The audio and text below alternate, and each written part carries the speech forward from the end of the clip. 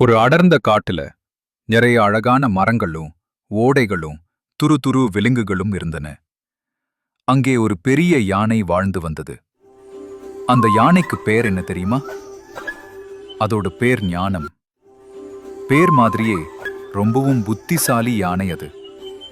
காட்டுல உள்ள எல்லா விலங்குகளும் அதை ரொம்பவும் மதிக்கும்.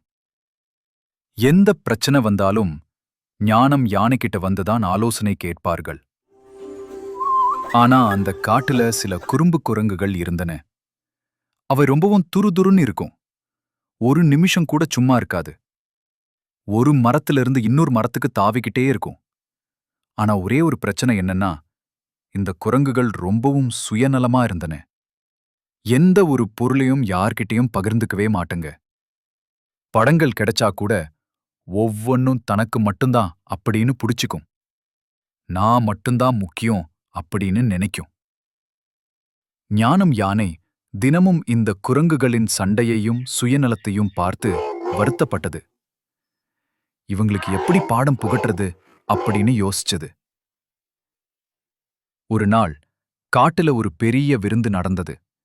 எல்லா விலங்குகளும் சந்தோஷமா சாப்பிட்டன. குரங்குகளும் வந்தன. ஆனா அவை எப்போதும் போல தனக்கு மட்டும் நிறைய உணவு எடுத்துக்கிட்டன. வேற எந்த விலங்குக்கும் கொடுக்கல. இத ஞானம் யானை பார்த்துச்சு. சரி, இதுதான் சரியான நேரம் அப்படின்னு மனசுல நினைச்சுக்கிச்சு. ஞானம் யானை மெல்லமா ஒரு பெரிய கல் கிட்ட போச்சு. அந்த கல்லு ஒரு மந்திரக்கல் அப்படின்னு யாருக்கும் தெரியாது.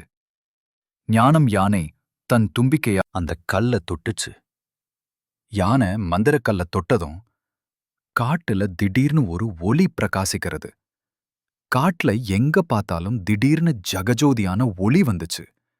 மரங்கள் எல்லாம் அசைஞ்சு தங்க நிறத்த புது பழங்கள் நிறைய வர ஆரம்பிச்சன. பார்க்கறதுக்கே அவ்ளோ அழகா இருந்தது. குரங்குகள் இத பார்த்து ரொம்ப ஆச்சரியப்பட்டன. ஒரே ஓட்டமா போய் பழங்களை பறிக்க ஆரம்பிச்சன. ஆனா என்னதான் நிறைய பழங்கள் வந்தாலும் அவ ஒருத்தருக்கு ஒருத்தர் சண்டை போட்டுக்கிட்டன.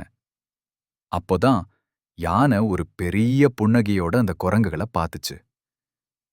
யானையின் கண்கள்ல ஒரு மின்னல் தெரிஞ்சது. திடீர்னு என்னாச்சு தெரியுமா? அந்த குரங்குகள் பிடிச்சிருந்த எல்லா பழங்களும் மாயமா மறைஞ்சு போயின. குரங்குகளுக்கு ஒரே அதிர்ச்சி. என்ன இது? இவ்ளோ நேரம் அந்த பழங்கள் எங்க போச்சு அப்படின்னு குழம்பின. யானை அந்த மந்திரக்கல்லை நோக்கி நடந்துச்சு. அந்த கல் மேல ஒரு சின்ன பொந்து இருந்தது. யானை ஒரு சின்ன படத்தை எடுத்து அந்த பொந்துக்குள்ள வச்சுச்சு. என்ன அதிசயம்! அந்த பொந்துக்குள்ள இருந்து பல 100 பழங்கள் வெளிவர ஆரம்பிச்சன. ஆனா ஒரு நிபந்தனை. அந்த பொந்துக்குள்ள பழங்களை வைக்கிறவங்க மற்றவங்களுக்கும் கொடுக்கணும் அப்படின்னு நினைச்சா மட்டும்தான் பழங்கள் வெளியே வரும். யானை மற்ற விலங்குகளுக்கு பழங்களை பகிர்ந்து கொடுத்தது. எல்லா விலங்குகளும் சந்தோஷமா பழங்களை சாப்பிட்டன.